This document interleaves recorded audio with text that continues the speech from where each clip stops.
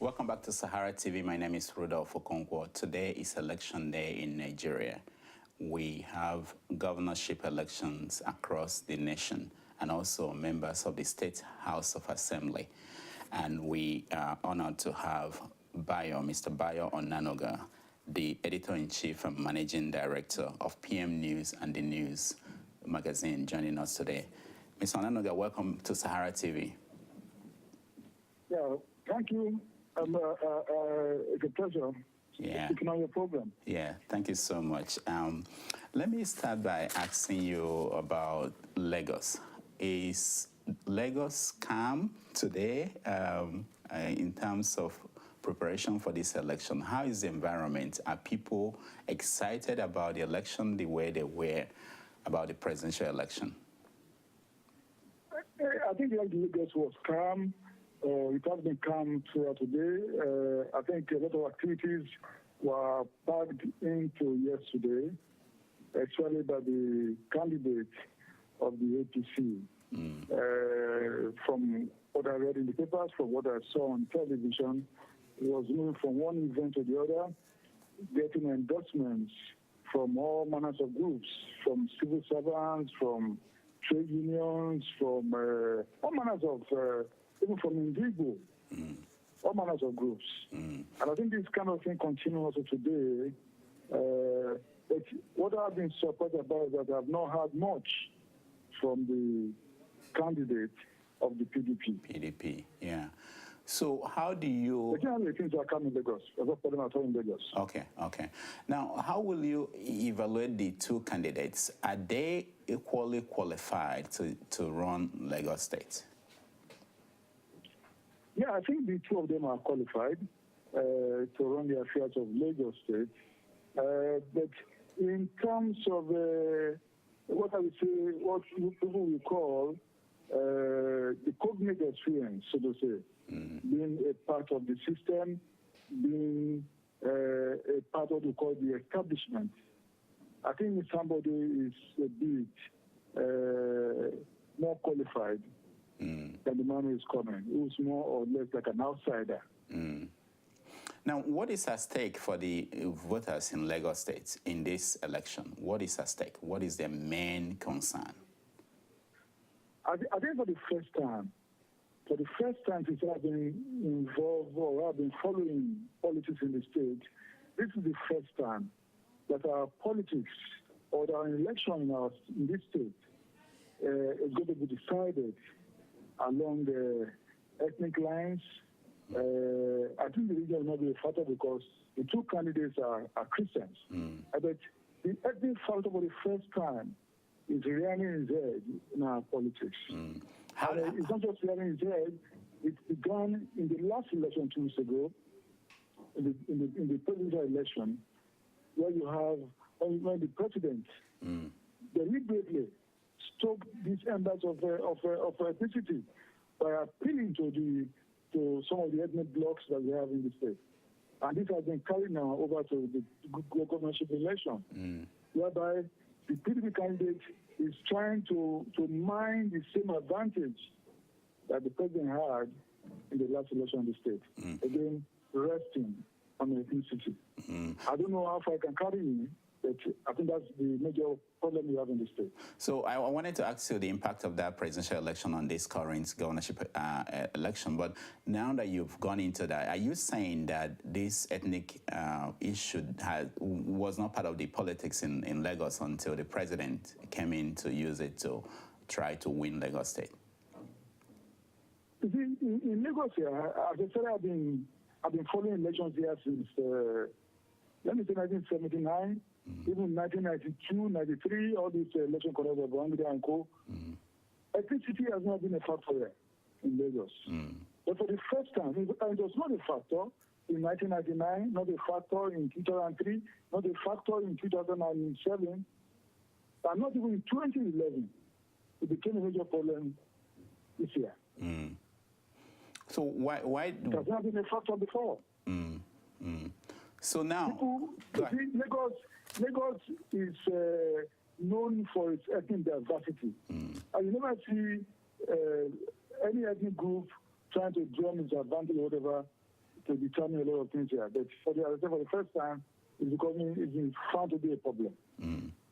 So what happens on Saturday if there is an upstage in terms of if the PDP candidate, if he manages to win the election? What do you think will happen? No, I think the Yoruba was just doing what Fela would call shakara. I'm not really sure that it meant what he said literally.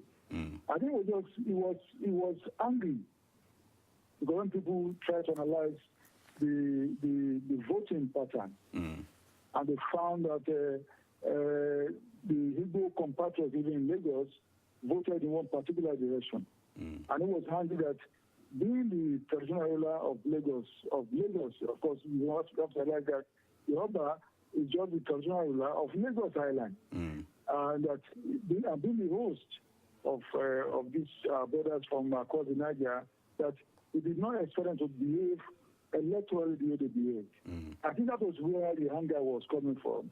And that was what provoked the outburst. I said, I don't believe that the man meant it literally, because if you want to kill anybody in this state, because the law is very clear, it's murder. And you are arresting for mass murder. Either is the king or whatever, will be held liable. So I'm not sure it meant it literally. I'm sure it was just provoked by anger. And my belief is that he also have controlled his anger. He should not have come out the way he spoke to the people. Now, there have been calls for him to apologize from people like Femi Falana. They've called for him to apologize. There were other people calling for him to apologize. But do you think that will happen? Or do you think that there is a way the society or the people who... No, I think in a way, the Oba, as I say, the palace of the Oba, has shown a lot of remorse since this story broke out. Since people said, oh, he said this. And he's shown a lot of remorse. At least two of his chiefs, they've come out to read statements showing some remorse, indirectly saying they apologize for what happened. In Yoruba tradition, an Oba cannot be made to apologize the way some people are demanding. It's that they have a very poor understanding of our tradition. But I said from a lot of damage control, even from the palace, from people close to him, they've been issuing all kinds of apology on behalf of the palace. Even the Oba, and I said even the chiefs have made some not so direct apology that they've shown a lot of remorse. And as I think they've also said that the palace cares for everyone living in the state. Now, the APC, they disassociated themselves from what he said, and even the candidate, the president-elect, also, Buhari, came and said people should move on. Do you get a sense that people have moved on? I think in the last, this thing happened on Sunday. From my own reading of what has happened, a lot of efforts has been made to douse the impact of what Oba said. And I think I believe that from my own feedback, our Igbo brothers and sisters believe that to err is human, to forgive is divine. I think they've seen that there's a lot of contrition or sort of from the side of the Oba and chiefs, and generally from people generally. I've not seen anybody who has actually praised the Oba for what he said.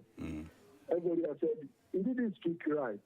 He should not have issued the trade that he issued. Not in modern Nigeria. Yeah, but beyond what the Oba said, do you think there is an issue in terms of defining citizenship in Nigeria, in the sense that we are right as a citizen and the feeling of people who maybe their ancestors came from a particular place. Do you think there's a major issue in that? Because beyond what the Oba said, there are real grudges that people have about the structure of most of our society. Well, it has always been an issue in Nigeria. For instance, I'm from Ogun State, and I live in Lagos State. I'm not a Lagosian, even though I live here. I know where I belong. I have a root somewhere. And I think for those of you who live in America, you can carry American passport.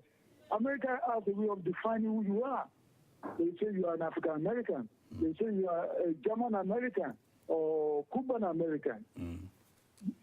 By putting a prefix in your identity, they're trying to tell you come from somewhere, even though you are now an American. And I think in Nigeria, people cannot say, because I cannot say, for instance, let me talk about myself. I cannot fool myself that I belong to Lagos State. I am Ogun State, first and foremost. I just reside here. I work here. And when I show some interest in politics, I moved to my state. I did not try to say I wanted to run in Lagos, because I'm not a Lagosian. But let me ask you. My name even clearly shows I'm not from here. Let me ask you, if you had your children and they were born in Lagos, do you think they should be considered Lagosians? My own child, for instance, when she was going to law school, I wanted to fill a form, state of origin. We didn't feel she was born in Lagos here 20-something years ago. We didn't feel Lagos State there. We feel Ogun State. That is where the father came from. So I went to Jebode, my town, to fill a form. So don't you not, because we live in Lagos, because we do business in Lagos, does not really mean that we are Lagosian in that sense, in the real world. We are not an indigenous of Lagos. We are just here as a resident of Lagos.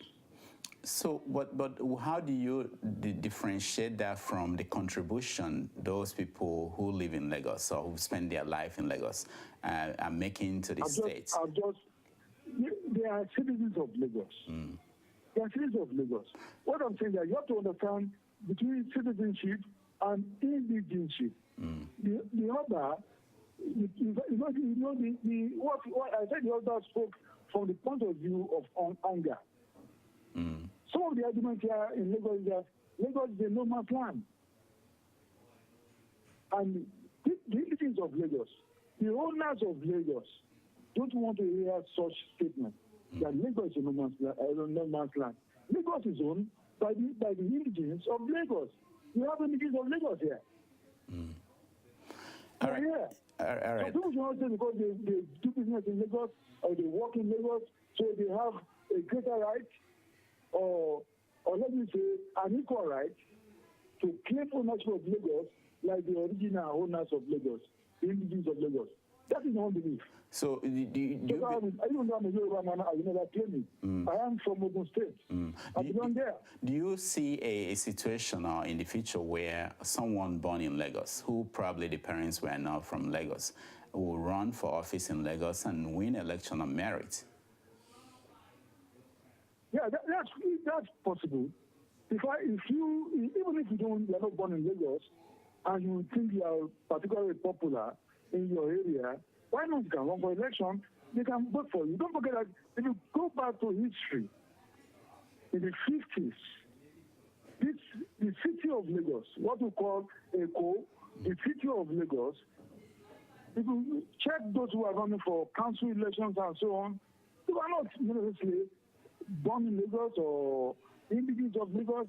There were people who came to settle in Lagos, who came from as far as eastern Nigeria, from even the areas now known as southern Nigeria, who were fully integrated into Lagos life and who were fully accepted as part of Lagos life. And they were contesting elections and they were winning elections in Lagos. Our constitution is very clear. Once you have spent 5 years in a particular place, you have the right of citizenship. And you can contest election and do all kinds of things. What I'm saying, the issue we are considering is beyond citizenship. We are talking about indigenship. Okay, so just one final question on that. So what is the difference, the way you perceive it, between citizenship, the rights you get as a citizen of Lagos, and the one you get as an indigene? I've tried to delineate the two of them. You are a citizen, you are entitled to all rights, even as prescribed by law, as prescribed by our constitution. But if you are now telling the owners of Lagos, the indigenes of Lagos, the original owners of Lagos, that because it's like me now, I'm from Ogun State. If I'm not telling you about Kelu, that look, I will install a king of Lagos, how did you want the man to feel? Yeah, that would be the turning to civil war. If Onanuga wants to impose another on Lagos State, that's the issue. So because some of our brothers are saying to the original the Lagos people that look, they are going to install the next governor of Lagos, and this kind of thing gets to the ears of the other. And I think he was sufficiently enraged by what was done. That was the basis of his outburst.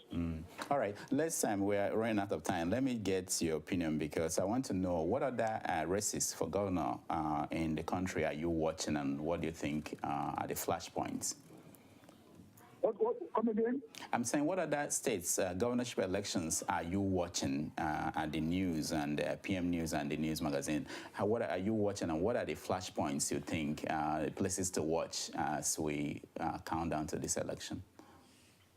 Well, we are looking at beyond Lagos. We are looking at Nasarawa State. We are looking where we think, even though President Goodluck won majority votes in the last election, we are thinking that we are looking at the fact that there may be a swing vote back to the APC. We are looking at Plateau, where we also think that even though the president had majority votes there last time, there may be an offset against the PDP administration there. The Lagos, of course, the Lagos election will be closely monitored. We believe that the election may be a close race. And we are watching it. I think generally, you got the fact that we are also looking at the Rivers election. I wanted to ask you about Rivers and Imo State. What do you think will happen there? Well, in Rivers State, I don't know. I cannot really forecast what will happen, but there's been some more kinds of defections in the state where you find some former PD members crossing over to join the APC. But today or yesterday, and the latest person I think is Shibuda Muwunshe, who was the former deputy speaker of the House of Rep, who ran for governor and who was just turned into an outsider in the race. He has joined the APC. So I kind of say that the fact that, in Nigeria, the winning party tend to enjoy a bad one-go effect. So I see it reflecting in this coming election. People don't want to, some Nigerians don't want to be on the losing side. They want to be on the winning side. And it's happening. Even today, in Katsina, the president-elect went there and received many members of the PDP crossing over to the APC. Now there are places like Rivers State. The governor said, Amechi said yesterday, that rigging of election cannot happen again, and that anybody that does that will not go scot-free. What do you think that means? Well, he said he spoke with some military authorities. Under President Jonathan, there has been a kind of a tradition of impunity and abuse of our security apparatus. Mrs. Jonathan, even the PDP candidate, and relying on the police and the army to perpetrate a lot of atrocities in that part of the country. Don't forget that state, for instance, the APC came out and said they've killed about 59 of their members. That's a very high figure in an election period. Killing opposition members and so on and so forth. It doesn't work well for a good, peaceful election. And Amishi was saying yesterday that He has spoken to some military authorities, and he has been assured that there will be a free and fair election, and that the police and the military will not be available to be used for illegal activities. Even today, as you are speaking, I just got a statement from the police high command. They are sending special squads, about 36 or so, special squads to River State. They are not announcing something for another state, just for River State. Because maybe they believe that is where they're going to have a lot of problems. And they are sending people there to monitor the election to ensure that they have a level playing field. That's what I just read today. Did you think that had anything to do with the fact that Jonathan lost the presidential election? Hello? Yeah, I'm saying, do you think that this move by the police has something to do with the fact that Jonathan lost the presidential election? Well, I just told you that in Nigeria, once you're on the losing side, you're a loser. You're on the winning side, a lot of things begin to swing in your favor. Even the police authorities, those who command the police, may feel that in less than 2 months, they are going to have a Buhari presidency in place. And they want to behave better than they were behaving before. So things have shifted. If I look at the phrase that he said yesterday, he said the army told him that the parade has changed here. That is significant. That it shows that there's a new thinking or a new behavior within our security forces. Okay, Onanuga. Because we know they are going to have a new commander-in-chief. One last question. Can you help us understand what's going on in Ekiti as of today? What is going on there? Well, the Ekiti drama, honestly, let me say, I'm confused about what's going on there. Here you have some members of the House, 19 members of the House. They cannot sit inside the chambers. The place has been locked up, and they are now meeting.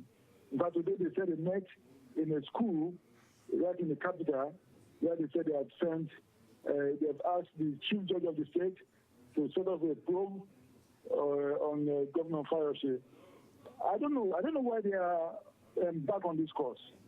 It may be a revenge for what Fayose has done to them, because in the since he came in last year, was it July or August or something, whatever, or September or so, he has not allowed those people to sit. It's the way he has dealt with them. He has not shown that he's a Democrat. Even though they are not in the same party with you, you don't need to send them an exile because they are not in your party, and so on. You deny them a lot of their rights and so on. And those guys may feel it's their paper time, and the governor has the kind of 7 members of the House approving budget, approving cabinet, and so on and so forth. Of course, you know these are all illegal acts, and these are the things they want to use to impeach him. So I think it's a drama that I don't know how far they can carry it out. I don't know how far it will succeed. We are just all spectators. All right, Mr. Bayo Onanuga, thank you so much for joining us. Thank you. That has been Editor-in-Chief and Managing Director of PM News and the News magazine.